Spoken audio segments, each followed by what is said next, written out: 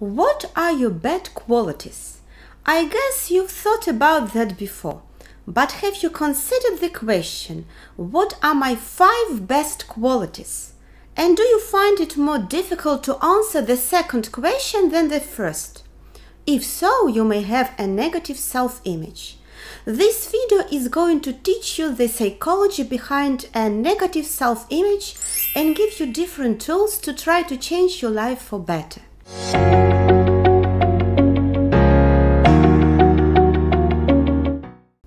Your self-image is about how you see yourself and how you think about yourself. For example, about your appearance, your achievements, your behavior, or about how popular you are. Your self-image is very important. Having a positive self-image makes you feel good and confident about yourself. And self-confidence, again, ensures that you do the things you want to do. A negative self-image can make you extremely insecure and be a real hindrance. A negative self-image develops over the course of your life. Your family history, upbringing, and your genes play an important role. But also what you have experienced and what others say about you. All these experiences influence your self-image, especially if they last a long time and if there are no positive experiences to compensate for negative ones. For example, you never got compliments in the past. Because of this, you never felt like you were doing anything right. As a result, you may think that you are never really doing anything right. What are the consequences of a negative self-image? If you are not satisfied with yourself, you may not do things that you would like and be able to do. As a result, you do not perform at your own level and you miss out on experiences and successes. By always trying to look good, you wear yourself out. As a result, you have little energy left. The fear of making mistakes makes you avoid situations with others. You withdraw and do less and less outside the door. If something doesn't work out or if you avoid a situation, you become disappointed in yourself. This will make your self-image even more negative. That way, you end up in a negative spiral. Fortunately, a negative self-image is based on learned beliefs, which means it's possible to unlearn these things. It's important that your self-image is accurate. A realistic self-image is not only determined by negative experiences, but also by positive sides of your personality, actions or behavior. You know what you can do and what you are worth.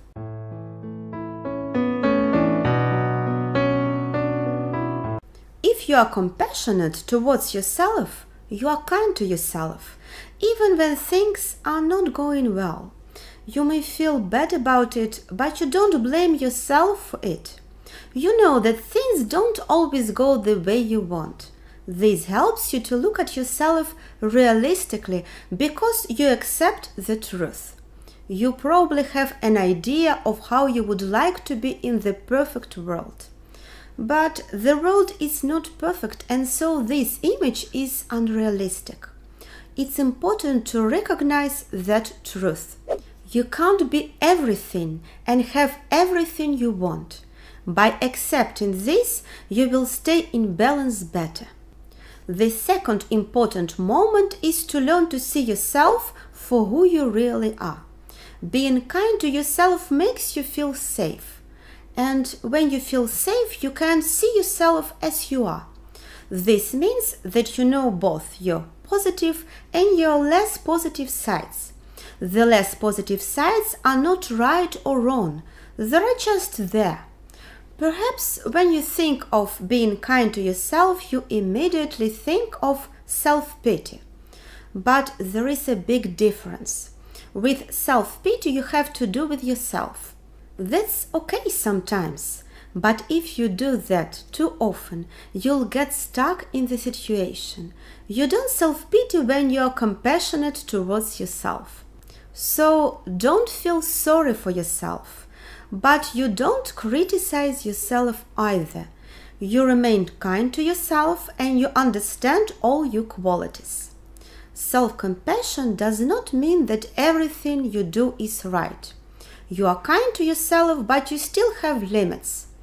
Nor does it mean that you consider yourself better than others. You see that both others and yourself have positive and less positive sides. That doesn't make one person better or worse than another.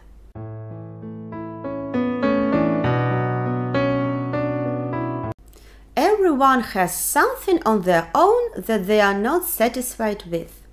Maybe it's something you're ashamed of, feel insecure about, or what doesn't make you feel good enough. For example, you can think of your appearance, your behavior, your intelligence, or your social skills. But it can also be something completely different. Think about what you are least satisfied with and answer the next questions. What are you not happy about? What feelings come up when you think about this? What do you notice in your body when you think about this? And how does your dissatisfaction affect your behavior? Why are you not satisfied with this? Think back at the times when this feeling came out strongly. Look at it from another perspective. You can use your imagination to make inner changes. Imagine a friend who loves you very much. This friend accepts you as you are and is kind and gentle. He or she sees all your strengths and weaknesses. This friend is wise and understands about why you are who you are. What would this friend say about something you are not happy with? If you find it difficult to visualize an imaginary friend, pretend you are your own best friend. What would your friend say to you about something you are not happy with? Imagine your friend gives you advice about your insecurity. How could you change it according to him or her?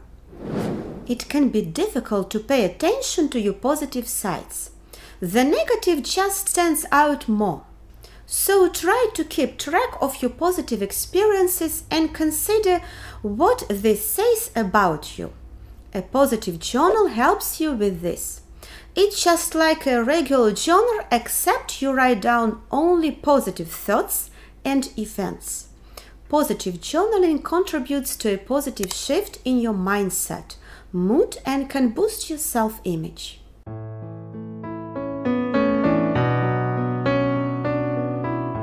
If you feel bad about yourself, you are, in your mind, talking negatively to yourself. You may often think, "Gosh, I never do anything right," or "I am ugly, I don't look good." If you keep saying that to yourself, you will automatically believe and feel it. Fortunately, this can also be done the other way around. By saying positive things to yourself, you start to believe in them. We call that positive self-talk. It's best to do it step by step. First, write it down. Writing down your positive qualities helps you to reflect on them. Think about which 3 qualities you are most proud of. Then write them down. Pay attention to the following things. Write in the present tense and in the I form, even if you're writing down a memory. Write short and concisely. Don't use words like actually, usually, and often. So, what are your positive qualities? Step 2. Say it. Read your 3 best qualities out loud. You can choose to do that in front of the mirror. In this way, you let yourself know what you think your positive qualities are. By seeing and hearing it yourself, the message comes across even more clearly. That's how our brain works. Step 3. Think about your feelings. What do you feel when you express your positive qualities? Try to describe your feelings. Keep practicing with positive self-talk.